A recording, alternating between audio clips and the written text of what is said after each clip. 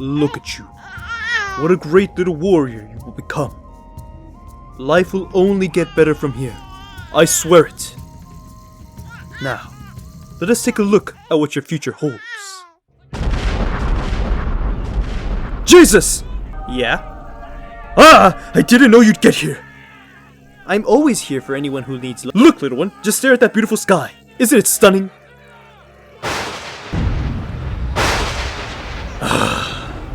Yeah, this kid's gonna be screwed. Before that horrifying future, however, a child would live a pretty normal life in Anahuac, the Nahuatl name for the Valley of Mexico. After turning the ripe old age of 10, and having been given a good amount of freedom, a Mexica-born child would be sent to one of two schools. This, of course, was depending on whether they were a commoner or a noble. For the plebs, children would attend a school known as the Tepozcali. Here they learned the essential qualities needed to be the model Aztec citizen for a model Aztec society. Now, since this is a warfare video, this is unfortunately where equality dies. Like most societies, the Aztecs were very much patriarchal in nature. And although it would be cool to think of a female Aztec warrior, women in this land were expected to tend to the household. That being said, we will come back to women in the society at a later date. Anyways, back to class. As a male in a Tepozcali, they'd be taught how to worship the gods, build civic structures such as that much needed bridge, how to dance, and most importantly, how to gut your first man. Yes, it was very much important for one as an individual to know how to fight and die for their people. The Tepozcali were similar to the Spartan Agogi, where you'd live at camp, train at camp, and possibly find love. Die at camp. There are enemies all around us. And so, we must be ready for them at all times. Some of you may die. But that is a sacrifice I am willing to make.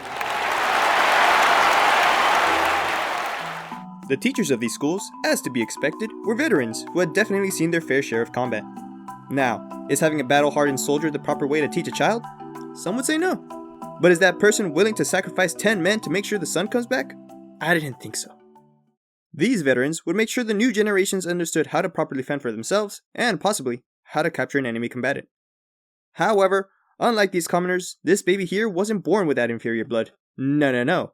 They were born with a slightly better blood. At only 2 years old, they had the strength of a man, and not to mention, the face of one. So, because of these exceptional cases, these children would be allowed to attend the same school as the nobles, the Calmecac. Ta-da! This school also had the same Spartan-like qualities of the Tepozcali. The only difference? Punishment was far worse. Calmecacs sought to teach the leaders of tomorrow, so they couldn't afford a leader screwing around. But you're not here for the basic stuff. You're here for the bloodshed, the countless victims, and the proper way to cook your captives. The cool stuff. After basic training, the young ones would be sent on a campaign. Now, before you think it barbaric, no, the kids didn't actually fight. Duh. They're war hungry, not child abusers. Aztecs love their kids. They'd only use them to carry supplies for the real fighters. As they got older, they'd gradually get more time on the field, and then around 20, and only then, they'd be allowed to participate in the battles. Congratulations, little one! You're now 20 years old. Let's see what you can expect from your first real fun. Now, it's easy to see the Aztecs as a war-hungry society that sought only blood and death. And although blood and death were a major part of life, there were many more layers to what it meant to be an Aztec. For instance, Aztecs were very religious individuals, which made it easier for them to convert in later years to Catholicism. They understood devotion to a divinity. Before Christ, however, their devotion was geared towards the deities such as Tezcatlipoca, Tlaloc, and their patron deity, Huitzilopochtli. All these deities had committed the greatest deed a god could commit for their followers: self-sacrifice. So, it was expected that their followers would provide a similar sacrifice in return. This is where warfare comes in. Warfare in Mesoamerica had its fair share of similarities and differences to that of European warfare. Both Mesoamerica and most of the Western European nations didn't have a standing army at the time, and would call upon conscripts. Both these two spheres of life differed, with Mesoamerica seeking to gain captives for sacrifice, while Europe sought to kill their enemies on the battlefield. Let's be honest here, people still died. The Triple Alliance also didn't want to seem unfair and act like a warmonger. That'd be cruel. No! They'd only try and persuade their city-states to become willing subjects. They could always refuse. It just so happened that they'd wake up the next morning with a bloodthirsty army hiding in the bushes. If Aztec merchants were mistreated or killed by other states, this would create an easy way to justify a declaration of war. This was one of the reasons merchants were so valued in the empire.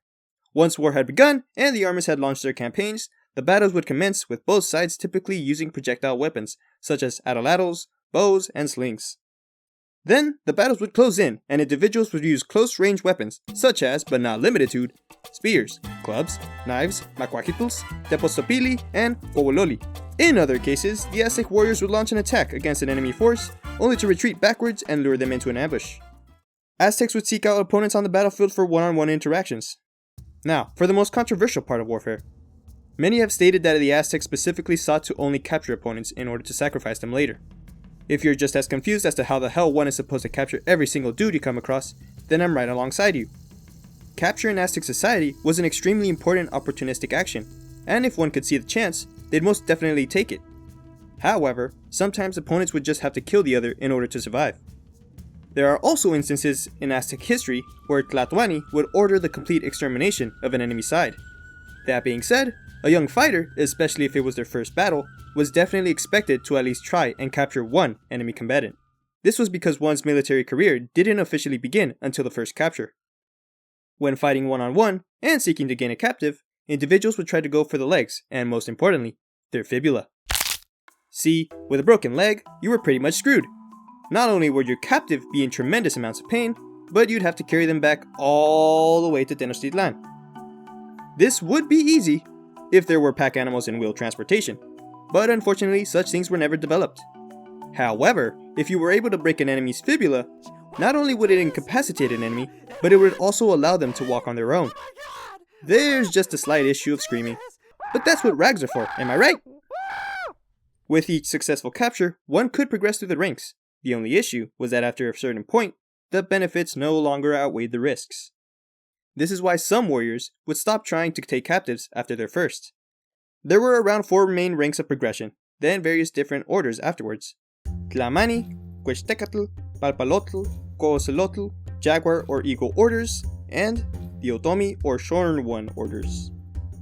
Of course, the Jaguar, Eagle, Otomi, and Shorn One orders were some of the most prestigious titles a warrior could become, but getting there meant you had to deal with mediocre prizes, like new robes, which, although looked nice, like why? You're risking life and limb trying to incapacitate a guy for a new robe. So, although the army as a whole would take captives, it just depended on whether or not an individual would take the shot. That is, unless they were involved in a flowery war. Unlike the way it sounds, a flowery war had nothing to do with peace. They just called it that because warriors would be decorated in tons of beautiful colored armors, making them look like flowers. Alongside the blood. Flowery wars were used as a way to specifically gain captives. Both sides of the battle would agree on a location, the individuals participating, and the weapons used. Then, once a specified amount of captives were achieved, the two sides would call it off, and everyone would get to go home happy. Ignore that guy in the back, he's just a little excited. Now that we've described the ways of war, let's take a look at some of the battles that made history. The Aztecs greatly expanded their influence and control over the region within the time frame of around 90 years. And unlike traditional empires, who would seek to assimilate the conquered people, the Aztecs employed a far looser approach as an empire. This was in the form of a hegemonic or indirect empire, with them only caring that their subjects paid tribute without imposing restrictions on their freedoms. The first war that created the empire was the Tepanec War in 1427, when the emperor of the Tepanecs died, causing political unrest and allowed Itzcoatl to convince Texcoco and Tlacopan to ally with one another to overthrow their overlords. After this, there were 2 main rulers who greatly expanded the empire to massive new heights, Moctezuma I and Ahuitzotl.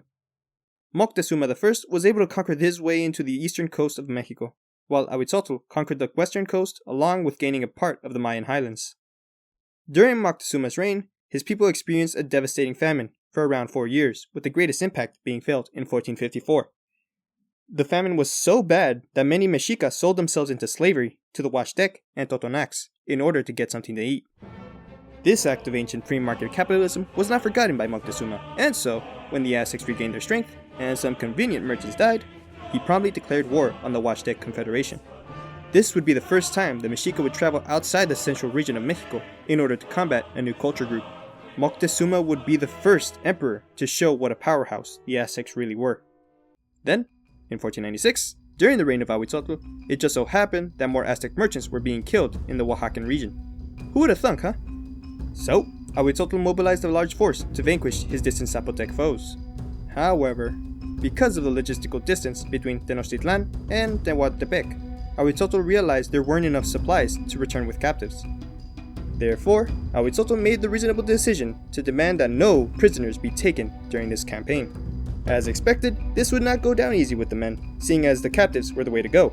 But with no captives meant no survivors, and no survivors meant free real estate. Now the only problem for Ahuitzotl was trying to prevent the men from pillaging the main city, and they're killing everyone on sight.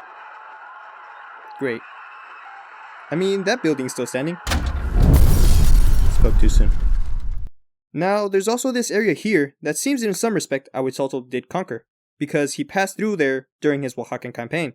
But this is very much speculation. We know for a fact he did conquer this province here, but we don't know what other areas the empire controlled. It's most likely that they had some sphere of influence over Oaxaca. Unfortunately, with victories comes defeats, and the Aztecs were not excused from this rule. The most well-known defeats were to the Tlaxcalans, who were neighbors inside their home, who resisted the conquest all the way to Spanish arrival in 1519. The Tlaxcalans were fierce warriors like the Aztecs, and although the empire claimed they could destroy them whenever they wished, it's very likely the Aztecs used propaganda to support these claims. Another more interesting enemy the Aztecs faced were the Purepecha, or commonly known as the Tarascans. The Purepecha were located in the northwestern areas of Mexico, which is now the modern state of Michoacán, and consistently proved that they were the greatest threat to the empire. Around 1478 or 1479, Axayacatl, Tlatoani of Tenochtitlan, mustered a force of 24,000 men to fight an army of 40,000 Purepecha. Only 4,000 Aztecs returned, and Axayacatl was wounded in battle. This would be the last time the Aztecs would ever fight them in a direct confrontation. Then of course there was the final war in 1519, when the Spanish arrived, and although I would speak of it, that deserves a video of its own. With that, we end this video, acknowledging what it takes to be a soldier, the ways of combat, and the battles that defined the Aztec Empire as it was. A military powerhouse with its conclusion coming too soon at the arrival of Hernan Cortés in 1519. I really hope you enjoyed the video. If you did, maybe consider liking, sharing, commenting, subscribing, all the good stuff. And thank you everyone for 100 subscribers. It really means a lot. Anyways, see ya!